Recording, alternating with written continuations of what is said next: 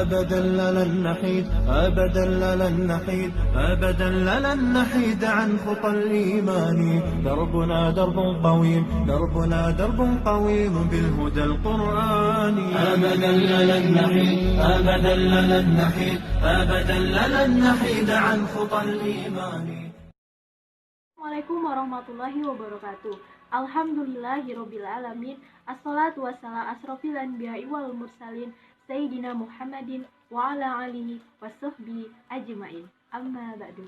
Pada kesempatan yang berbahagia ini, saya mengingatkan untuk diri saya sendiri dan teman-teman semua yang menonton video ini dengan wasiat takwa sebagaimana firman Allah yang artinya, hai orang-orang yang beriman, bertakwalah kalian kepada Allah dengan takwa dan jangan kalian mati melainkan dalam keadaan muslim. Al-Quran Surat Ali Imran ayat 102. Cara sikap takwa adalah menjaga hubungan baik sesama manusia, karena syariat memerintahkan menjalin hablum minallah wa hablum minannas. Namun, di sini saya menyampaikan hablum minallah saja atau hubungan dengan Allah. Itu aneh manakala muslimin menjalankan agama Islam tanpa ada hubungan dengan Allah Subhanahu wa taala. Hablum minallah menurut bahasa berarti hubungan dengan Allah. Namun dalam pengertian syariat, makna hablum minallah sebagaimana yang dijelaskan di dalam tafsir At-Tabari, Al-Baqi dan tafsir Ibnu Katsir adalah perjanjian dari Allah, maksudnya adalah masuk Islam atau beriman dengan Islam sebagai jaminan keselamatan bagi mereka di dunia dan di akhirat. Dengan demikian, dapat kita pahami bahwa untuk membangun hubungan kita kepada Allah, kita mempunyai kewajiban untuk menunaikan hak-hak Allah. Dan apakah hak-hak Allah itu? Hak Allah ialah mentauhidkan dan tidak menyekutukannya dengan yang lain serta menjalankan syariat Allah. Lalu, apa saja syariatnya? Nah, ini ada kaitannya dengan rukun Islam. Sebagaimana dalam sebuah hadis, An Abi Abdirrahmani Abdillah Habli Umar Khattabi radhiyallahu anhu qala Sami'tu Rasulullah sallallahu alaihi wasallam yaqulu banil islamu ala khamsin syahadatin an la ilaha illallah wa anna muhammadan rasulullah wa iqamil sholati wa ita'iz zakati wa hajjil baiti wa shaumi ramadana. Hadis riwayat Muslim. Dalam penjelasan hadis tersebut kita dapat mengartikannya bahwa Islam dibangun di atas 5 perkara. Bersaksi bahwa tidak ada yang berhak disembah melainkan Allah, dan bersaksi bahwa Muhammad adalah hamba dan utusan Allah, menunaikan sholat, menunaikan zakat, menunaikan haji ke Baitullah, dan berpuasa Ramadan. Penjelasan hadis tersebut, saya akan memaparkan rukun iman yang pertama, yaitu adalah mengucapkan kalimat syahadat. Asyhadu alla ilaha illallah wa asyhadu anna Muhammadar Rasulullah, yang artinya asyhadu alla ilaha illallah, tiada sesembahan yang hak kecuali Allah Ta'ala, wa anna Muhammad abduhu wa rasuluh, sesungguhnya Muhammad adalah hamba dan utusannya. Syahadat adalah persaksian yang membedakan antara muslim dan kafir. Nah, adapun syarat-syarat agar sah saat mengucapkannya itu, pertama, ilmu, keyakinan, penerimaan, ketundukan, kejujuran, keikhlasan, kecintaan, dan pengingkaran terhadap seluruh sesembahan selain Allah. Syahadat kita diterima oleh Allah Subhanahu wa taala, maka kita harus memenuhi semua 8 syarat tadi. Yang kedua itu ada rukun kedua, yaitu sholat. Sholat merupakan salah satu rukun Islam yang paling utama setelah syahadat. Di dalam sholat, berbagai macam ibadah terkumpul, seperti zikrullah, baca Al-Quran, berdiri, ruku, sujud di hadapan Allah, dan berdoa tasbih, takbir, dan lainnya. Pasti banyak lagi. Seperti di dalam sebuah hadis riwayat Tabrani disahihkan oleh Syekh Albani, yaitu amal ibadah yang pertama yang akan dihisab oleh Allah Subhanahu wa taala pada hari kiamat adalah salatnya. Jika salatnya baik, maka baiklah seluruh amalannya yang lain, dan jika salatnya rusak, maka rusaklah seluruh amalan yang lainnya. Dalam surah Al-Quran surah Al-Ankabut juga berbunyi pada ayat 45, yaitu A'udzubillahi minasyaitonirrajim. Bismillahirrahmanirrahim. Uslu ma uhiya ilaika minal kitabi wa aqimis shalah inna sholata tanha 'anil fahsya'i wal munkar waladzikrullahi akbar wallahu ya'lamu ma tasna'un, yang artinya adalah kitab Al-Quran yang telah diwahyukan kepadamu Muhammad, dan laksanakanlah sholat. Sesungguhnya sholat itu mencegah dari perbuatan keji dan mungkar. Dan ketahuilah, mengingat Allah, sholat itu lebih besar utamaannya daripada ibadah yang lain. Allah mengetahui apa yang kamu kerjakan. Nah, sholat adalah tiang agama. Jangan sampai kita meninggalkan sebaliknya. Jangan sampai kita menjadi orang yang melalaikan sholat, sehingga tidak mendapatkan keutamaan sholat yang demikian besar. Sungguh merugi orang-orang yang melalaikan sholat. Sesungguhnya batas antara seseorang dengan syirik dan kufur itu adalah meninggalkan sholat. Itu adalah hadis riwayat Muslim nomor 82. Bagi siapapun yang dengan sengaja meninggalkan sholat, tidak ada bedanya dengan mereka yang syirik dan kufur. Adapun syarat-syarat sah sholat, apa saja? Yaitu pertama, Islam, berakal, menghilangkan najis, menutup aurat, masuk waktu sholat, menghadap kiblat, dan niat. Di sini kita kembali lagi ke rukun Islam yang pertama, yaitu mengucapkan kalimat syahadat.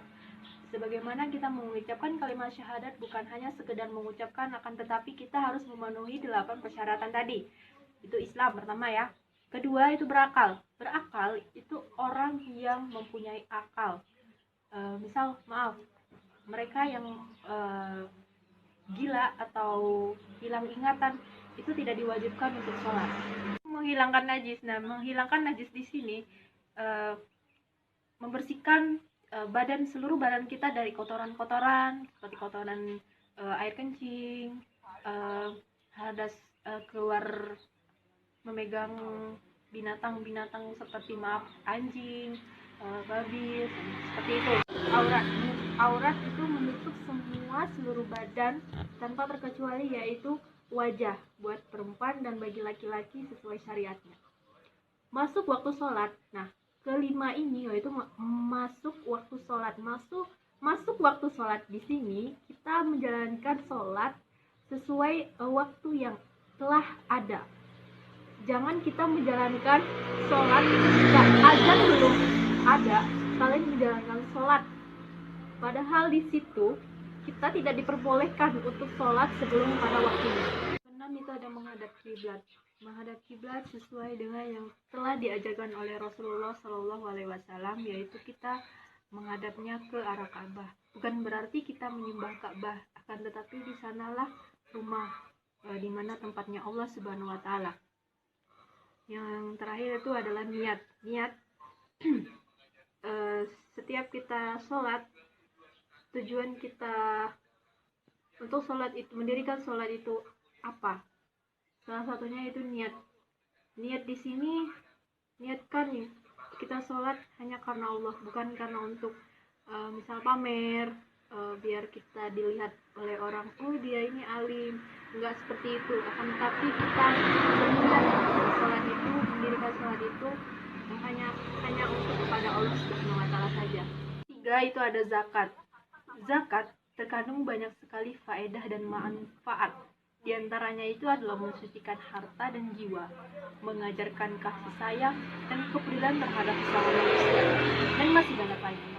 Allah berfirman dalam Al-Quran surah At-Taubah ayat ke-103, yaitu berbunyi, A'udzubillahi minasyaitonirrajim, Bismillahirrahmanirrahim, Khudh min amwalihim shadaqatan tutahhiruhum wa tuzakkihim biha wa sholli 'alaihim inna sholataka sakunul lahum wallahu sami'un 'alim. Yang artinya, ambillah zakat dari harta mereka guna membersihkan dan mensucikan mereka, dan berdoalah untuk mereka. Sesungguhnya doamu itu menumbuhkan ketentraman jiwa bagi mereka. Allah Maha mendengar, Maha mengetahui. Kita masuk ke rukun keempat, yaitu rukun puasa. Ada salah satu surah di dalam Al-Quran, yaitu Al-Baqarah ayat 183 yang bunyinya, A'udzubillahi minasyaitonirrajim. Bismillahirrahmanirrahim. Ya ayyuhalladzina amanu kutiba alaikumus siyamu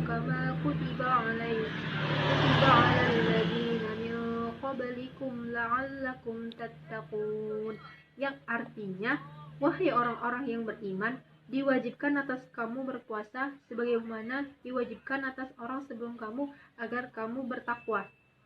Puasa adalah ibadah kepada Allah Ta'ala dengan menahan diri dari makan, minum, dan segala sesuatu yang membatalkannya sejak terbit fajar sampai terbenam matahari. Puasa bukan hanya sekedar kita untuk menahan hawa nafsu saja, seperti menahan makan minum tersebut, tapi kita juga harus menahan dari perbuatan-perbuatan dosa yang telah Allah larangkan. Nah, golongan mana sajakah yang wajib menjalankan ibadah puasa tersebut? Ada 3 golongan, yaitu pertama, golongan yang wajib menjalankan puasa di bulan Ramadan, yaitu setiap muslim yang sehat dan bersih kecuali wanita yang haid dan nifas. Yang kedua, itu adalah golongan yang diperintahkan untuk mengqadha, yaitu wanita haid, nifas, dan orang yang sakit yang tidak mampu berpuasa. Yang ketiga, itu adalah boleh memilih antara puasa dan qadha, yaitu orang yang safar dan sakit yang mampu untuk berpuasa. Hikmah dari puasa tersebut juga banyak sekali. Ada mensucikan dan membersihkan jiwa dari segala kotoran, dari akhlak-akhlak yang tercela, mempersempit jalan-jalan syaitan dalam tubuh manusia, dan memperkuat semangat mengejar akhirat. Yang terakhir itu adalah rukun kelima, yaitu haji. Hukum dari haji adalah wajib bagi siapapun, namun ini untuk mereka yang mampu, serta fardu kifayah bagi kaum muslimin yang tiap tahunnya. Ada 5 cara untuk menjalankan rukun haji ini, yaitu pertama, Islam, berakal, balik, merdeka, dan mampu. Haji itu sendiri juga memiliki keutamaan yang sangat besar. Selain itu kita dapat pahala, di antaranya ada di dalam hadis yang berbunyi, tidak ada balasan bagi haji mabrur kecuali jannah. Aisyah radhiyallahu anha pernah berkata, kita melihat jihad adalah amalan yang paling utama. Apakah kita kaum wanita tidak berjihad? Rasulullah bersabda, bagi kalian ada jihad yang lebih baik dan paling bagus, yaitu haji mabrur. Hadis riwayat Bukhari 1861. Nah, jadi dari haji ini Rasulullah sudah menyampaikan bahwa haji itu banyak sekali manfaatnya. Selain kita mendapatkan pahala yang besar, kita juga akan mendapatkan amalan yang paling utama, yaitu berjihad tadi. Untuk rukun Islam tidak lepas dari 3 hal. Yang pertama itu adalah madzul mahbub, yang artinya mengeluarkan sesuatu yang dicintai, seperti pada zakat. Yang kedua, al-kafu anil mahbub, yaitu menahan sesuatu yang dicintai, seperti pada puasa. Yang ketiga, itu ijhadul badan, berjuang dengan badan seperti pada puasa dan haji. Kenapa rukun Islam hanya disebut 5 saja, tidak ada lainnya? Mau tahu jawabannya? Ya, karena hukum syariat ini ada yang wajib dan ada yang sunnah. Perkara yang sunnah tentu tidak jadi bagian dari rukun. Sedangkan perkara yang wajib tidak ada 2 macam, yaitu wajib kifayah dan wajib ain. Contoh, wajib kifayah adalah amar ma'ruf nahi munkar dan bertakwa. Sedangkan yang disebut dalam rukun Islam ada kewajiban yang terkait harta, seperti pada zakat. Ada kewajiban yang terkait pada badan, seperti pada sholat. Ada kewajiban yang terkait pada badan dan harta, seperti haji. Dan ada kewajiban yang terkait lisan, seperti syahadat. Hablum minallah, perwujudan Allah, sosok mukmin yang taat melaksanakan semua perintah-perintah Allah. Hidupnya merasa bergantung kepada Allah, serta selalu berdoa dan berzikir karena mengandalkan pertolongan Allah Subhanahu wa taala. Wasta'inu bis-sabri was-shalah.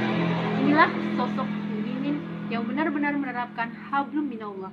Mereka yang senantiasa taat menjalankan perintahnya. Umat Islam yang baik dan senantiasa selalu di jalan Allah Subhanahu wa taala, alangkah baiknya kita menjalankan perintah dari 5 rukun Islam tersebut. Sekian kultum yang dapat saya sampaikan pada kesempatan kali ini. Semoga dapat bermanfaat bagi kita semua dan dapat kita aplikasikan dalam kehidupan sehari-hari. Lebih dan kurangnya mohon dimaafkan. Yang benar datangnya dari Allah Subhanahu wa taala yang Maha benar, dan yang salah, khilaf atau keliru itu datangnya dari saya pribadi. Sebagai manusia biasa yang tidak pernah luput dari salah, hilaf, dan dosa. Dan kepada Allah Subhanahu wa Ta'ala saya mohon ampun. Akhirul kalam, subhanaka Allahumma wa bihamdika asyhadu an la ilaha anta astaghfiruka wa atubu ilaik. Wassalamualaikum warahmatullahi wabarakatuh.